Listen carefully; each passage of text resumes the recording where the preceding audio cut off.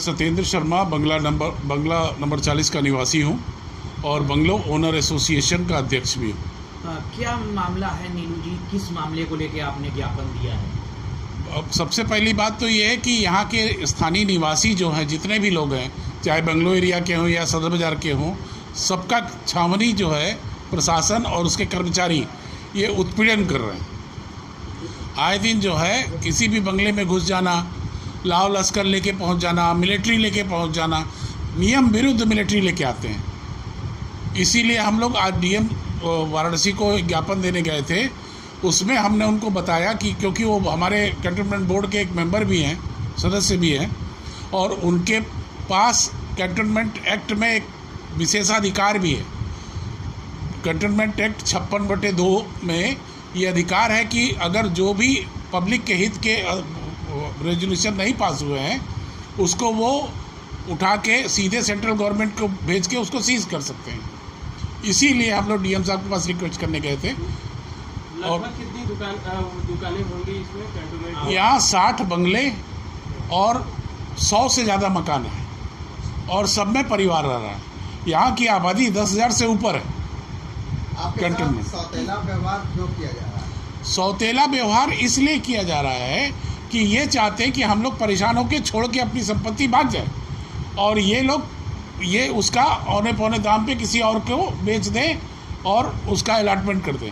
क्योंकि द्वारा किस तरह का उत्पीड़न किया जाता है? कैंटोनमेंट का बोर्ड का उत्पीड़न करने का तरीका ये है कि अगर इनको कोई भी शक हुआ कि किसी बंगले में या किसी जगह पे कुछ कार्रवाई हो रही है, तो ऐसी स्थिति में वो उनको नोटिस देना, उसका इंस्पेक्शन करना, ये उनकी ड्यूटी में आता है।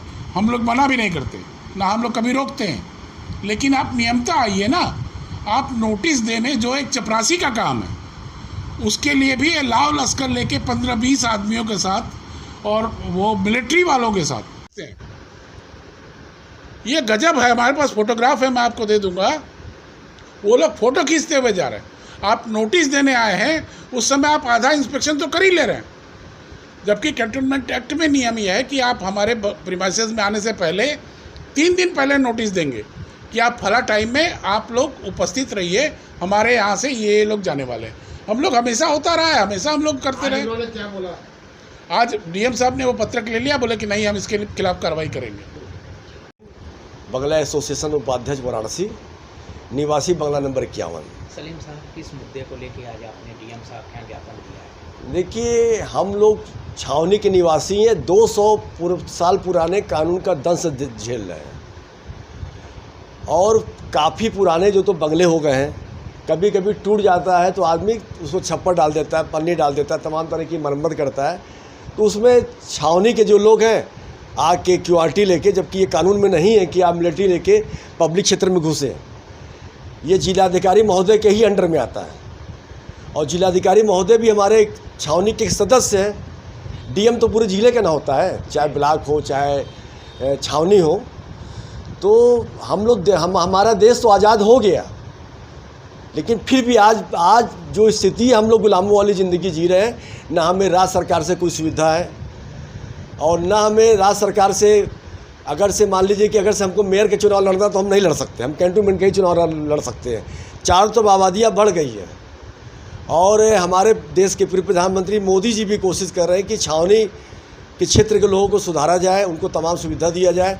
इसको लेके ही 62 छावनी को बाहर करने के लिए भी कोशिश कर रहे हैं और प्रयासरत है। बहुत सी छावनियाँ बाहर हो रही हैं, होने वाली है, लेकिन 200 साल पुरानी छावनी, 250 साल पुरानी छावनी का कानून ब्रिटिश गवर्नमेंट के पीरियड के आज भी हम लोग गुलाम हैं। गुलाम इसलिए है कि कानून उसी तरीके से इस्तेमाल करते हैं। मतलब क्यूआरटी लेके आना, ये मतलब एक तरह से दहशत पैदा हो जाता है। बगल में एक महिला थी, उसका बीपी बढ़ गया था। अब भाई कहीं पर 1 ट्रक 2 ट्रक पीएस वो क्या नाम मिलिट्री पुलिस चली आएगी तो घबरा जाएगी ना कि हमसे बंगला खाली करवाया जा रहा है। जबकि इसी परेशानी को लेकर हम लोग पत्र देने गए थे जिलाधिकारी महोदय से। आपने आश्वासन दिया कि बिल्कुल मैं इसको तो संज्ञान में लेकर मैं कार्रवाई करूँगा। और मांगे पूरी नहीं होती है तो आप क्या करेंगे आगे? तो आगे के लिए हम लोग रणनीति आपस में तैयार करके उसको आप लोग का सहयोग लेंगे और कोशिश करेंगे कि ये मामला जो तो आप लोग उठाएं, क्योंकि आप लोग बहुत बड़े मजबूत स्तंभ हैं। आपके अलावा अगर से आप लोग सहयोग कर देंगे तो पूरा हिंदुस्तान, पूरा देश इसको सुनेगा।